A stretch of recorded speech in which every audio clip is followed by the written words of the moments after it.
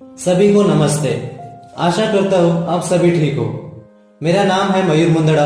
लौट आया हूँ एक और सामाजिक विषय पर अपनी काव्य रचना लेकर, लेकिन इस बार हिंदी में। सामाजिक से ज्यादा ये देश का गंभीर विषय है, ऐसा मुझे लगता है। इस पर ज्यादा ना कहते हुए सीधे सुनाता हूँ।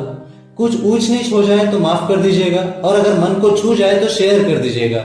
कम से कम एक जवान तक तो पहुंचे कि हम उनके साथ हैं। हमेशा से आपके सुझावों का स्वागत किया है और करता रहूंगा।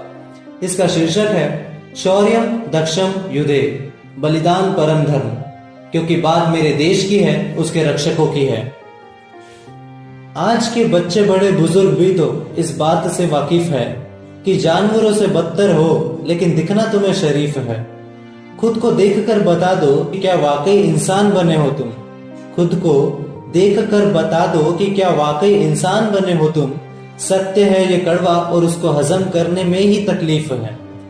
जातिवाद पर दंगे ये तो अब रिवायत हो चली है साहब, ये तो अब कुछ देशद्रोहियों के लिए इबादत हो चली है।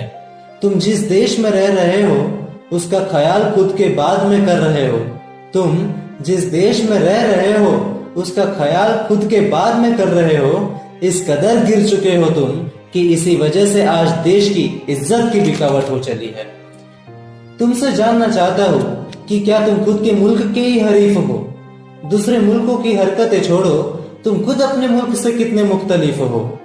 नमक हराम हो अगर ये समझ ना पा रहे हो कि जहाँ रहते हो उसके कर्जदार हो तुम। नमक हराम हो अगर ये समझ ना पा रहे हो कि जहाँ रहते हो उसके कर्जदार हो तुम। अगर देश प्रेम तुम में नहीं तो डूब मरो, क्यों मेरे बाकी बचे देश को तकलीफ हो। किसी पड़ोसी से बैर हो गया तो बड़ी शिद्दत से जिंदगी भर खफा हो गए तुम। जब अपने देश के रक्षकों पर आई बात तो क्या सफाई से दफा हो गए तुम। इतने नीच और एहसान फरामोश हो चले हो तुम कि अब इसकी हद भी नजर नहीं आ रही। इतने नीच और एहसान फरामोश हो चले हो तुम कि अब इसकी हद भी नजर नहीं आ रही। आरज़ू बस इतनी सी कि समय रहते ये दिखा दो कि देश की ओर से उसके दुश्मनों के खिलाफ एक तरफा हो गए तुम।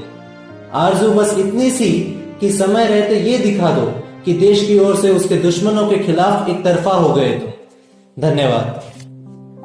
ये जो भी लिखा है, जैसे भी लिखा है, सरहद पर खड़े मेरे देश के वीरों को समर्पित है। वो है तो देश है। जय हिंद।